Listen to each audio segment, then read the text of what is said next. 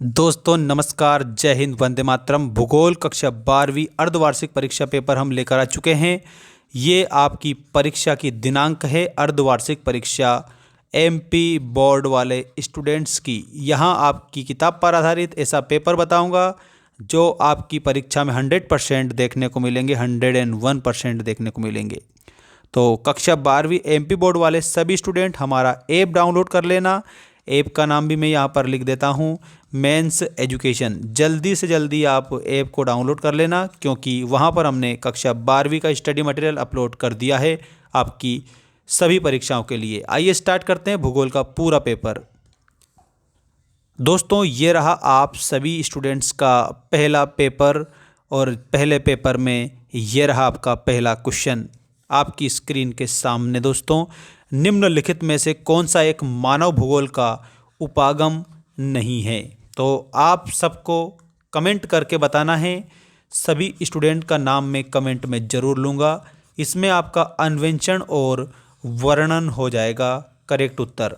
इसके बाद दूसरा प्रश्न आप देखेंगे सभी स्टूडेंट, निम्नलिखित में से किस महाद्वीप का जनसंख्या घनत्व सर्वाधिक है? मतलब कहाँ पर जनसंख्या का घनत्व सबसे ज़्यादा है, ऐसा इसमें बताना है, जो कि हमारा करेक्ट उत्तर हो जाएगा एशिया महाद्वीप में। दोस्तों आप सबको मैं एक बात बता देता हूँ, एशिया महाद्वीप दुनिया का सबसे बड़ा महाद्वीप है। ठीक है, याद रखना। इसमें लगभग 48 देश से भी ज़्यादा देश है। इसके बाद में यहाँ पर हमारा अगला प्रश्न है, निम्नलिखित में से कौन सा एक तृतीयक क्रियाकलाप है?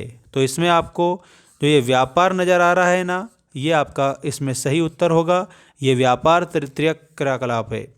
आप सभी को हमारा यूट्यूब चैनल सब्सक्राइब करके रखना है, क्योंकि परीक्षा वार्षिक आपकी डेट भी आ चुकी है, और हम जो क्वेश्चन पेपर बताते हैं उसमें से 101% आपको परीक्षा में देखने को मिलते हैं। टेस्ट सीरीज हमने ऐप पर चलाई रखी है आपके लिए, तो ऐप भी डाउनलोड कर लेना। इसका उत्तर व्यापार आएगा। अगला प्रश्न है, जनगणना वर्ष 2011 के अनुसार भारत में सबसे कम जनघनत्व वाला राज्य, मतलब सबसे जनसंख्या घनत्व कम किस राज्य में है? तो इसके उत्तर में हमारा सही होगा अरुणाचल प्रदेश। नेक्स्ट क्वेश्चन देखिएगा, पश्चिम बंगाल राज्य में किसान चावल की कौन सी फसल लेते हैं? देखो, चावल जो है ये पश्चिम बंगाल में फसल ली जाती है, जिसमें अमन भी आएगा, ओस भी आ जाएगा और बोरो भी आ जाएगा। सभी प्रकार की फसलें ली जाती है, तो सही उत्तर होगा उपरोक्त सभी। ठीक, अब जल्दी से जल्दी लाइक ठोक दीजिए सभी स्टूडेंट, क्योंकि परीक्षा में हम क्या करेंगे, परीक्षा में हम आपके लिए धमाल मचा देंगे दोस्तों। याद रखना आप सभी प्यारे बच्चे। ठीक, इसके बाद में ये रहा आपका रिक्त स्थानों की पूर्ति कीजिए वाला पहला क्वेश्चन। नव निश्चयवाद की संकल्पना किसके द्वारा दी गई? दोस्तों इसमें ग्रिफिथ टेलर आपका करेक्ट उत्तर हो जाएगा सही। ये रहा आपकी स्क्रीन के सामने। अगला प्रश्न है, उच्चतम जनसंख्या की प्रतिशत वृद्धि दर वाला देश। तो इसमें आप लोगों को ओमान करेक्ट बताना है, तो ओमान है, ये आपका होगा सही।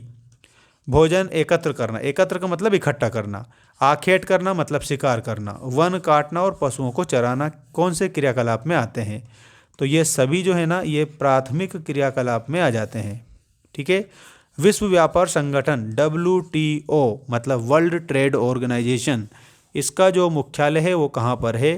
तो दोस्तों इसमें आपको जिनेवा उत्तर के रूप में बताना रहेगा। श्रमजीवी जनसंख्या को वर्गों में विभाजित किया गया है। तो श्रमजीवी जो जनसंख्या है ना, उसको 3 वर्गों में विभाजित किया है। अगला प्रश्न है, चाय का निर्यात में भारत का कौन सा स्थान है? चाय निर्यात में भारत का तीसरा स्थान है। आप सबको यहाँ पर याद रखना है। अब इसका आप स्क्रीनशॉट भी ले लो सभी, क्योंकि सारे उत्तर हमने आपको बता दिए हैं। अब हम आगे बढ़ते हैं, सही जोड़ियाँ बनाइए वाला क्वेश्चन ये रहा आपकी स्क्रीन के सामने। सभी को करना क्या है, सारे क्वेश्चन आंसर याद करने हैं लिखकर। सर्वाधिक जनसंख्या वाला देश, तो यहाँ पर आपको चीन बताना है। तकनीशियन, डॉक्टर और शिक्षक, तो दोस्तों इसमें चतुर्थक क्रियाकलाप के क्षेत्र में आपको लिखना रहेगा ये वाला। सर्वाधिक जनसंख्या वाला प्रदेश, सबसे ज़्यादा जनसंख्या हमारे उत्तर प्रदेश में है, बाबा योगी आदित्यनाथ के प्रदेश में। लक्ष्य क्षेत्र कार्यक्रम, तो ये पर्वतीय क्षेत्र विकास का कार्यक्रम था, जिसका नाम था लक्ष्य क्षेत्र कार्यक्रम। अंतर्राष्ट्रीय व्यापार का प्रवेश, तो ये समुद्री पत्तन के माध्यम से अंतर्राष्ट्रीय व्यापार, इंटरनेशनल व्यापार जो है वो होता है। ठीक, अब हम सही और गलत लिखेंगे। देखिएगा आप लोगों का सत्य असत्य लिखिए मैं पहला क्वेश्चन। ठीक, देखिएगा प्यारे बच्चे, सभी विश्व की 90% जनसंख्या 10% स्थल भाग पर निवास करती है। तो इसमें आपको क्या लिखना है? इसमें आपको लिखना है सत्य।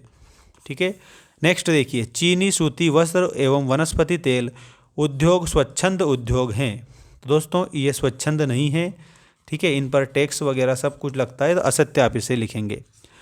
मुख्य श्रमिकों का कार्य दिवस 100 दिनों का होता है। बिल्कुल आप लोगों को इसमें क्या लिखना है? सत्य लिखना है। स्मार्ट सिटी मिशन शहरों के विकास की महत्वपूर्ण योजना है। तो इसमें भी आप लोगों को सत्य लिखना है। पंजाब तथा हरियाणा में चावल मुख्य रूप से सिंचाई की सहायता से पैदा किया जाता है। तो इसमें भी आप लोगों को सत्य लिखना है। वायु परिवहन का राष्ट्रीयकरण 1953 में हुआ। तो दोस्तों इसमें भी आपको सत्य के रूप में इसे बताना होगा।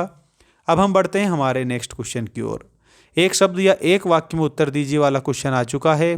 ये आपका पहला प्रश्न है। किसी व्यक्ति या व्यक्तियों के समूह द्वारा अपने निवास स्थान का स्थायी परिवर्तन कहा जाता है। अगर मान लो हम स्थायी रूप से परिवर्तित हो जाते हैं तो उसे क्या कहा जाता है? दोस्तों मैं बता देता हूँ, उसको प्रवास कहा जाता है। ठीक, याद रखना आप सभी। ऑस्ट्रेलिया में शीतोष्ण घास के मैदान क्या कहलाते हैं? तो ऑस्ट्रेलिया के जो शीतोष्ण घास के मैदान है वो डाउन्स कहलाते हैं। सेवा क्षेत्र का संबंध किस क्रियाकलाप से है? तो सेवा क्षेत्र जो है ना, ये तृतीयक क्रियाकलाप के अंतर्गत आता है। वर्ष 2011 की जनगणना के अनुसार भारत का जनसंख्या घनत्व कितना है? तो जनसंख्या घनत्व 382 प्रति व्यक्ति। ठीक है, 382 प्रति व्यक्ति वर्ग किलोमीटर। ठीक है, ये आपका याद रखना है। जमशेदपुर किस प्रकार का नगर है? तो जमशेदपुर जो है ना, ये औद्योगिक नगर है। सबको याद रखना है इस बात को, तो औद्योगिक नगर भूल मत जाना इसको। अगला देखिए, भारतीय रेल को कितने मंडलों में विभाजित किया गया है? पहले 16 थे, अब 17 हो गए, विशाखापट्टनम और जुड़ गया है। तो 17 आप उत्तर के रूप में याद रखेंगे। ठीक है ना, 17 बिल्कुल। अब हम आगे बढ़ते हैं। ये जो क्वेश्चन दिए हैं इनको आप याद करेंगे सभी स्टूडेंट, और बाकी ऐप को जरूर डाउनलोड कर लेना। मेंस एजुकेशन ऐप आपको गूगल प्ले स्टोर पर भी मिल जाएगा, और चैनल के अबाउट सेक्शन में जाइए, ऊपर ही ऊपर हमने लिंक दे रखी है ऐप की, तो उसको डाउनलोड कर लेना और वहाँ पर आप लोगों को परीक्षा से संबंधित सामग्री मिल जाएगी।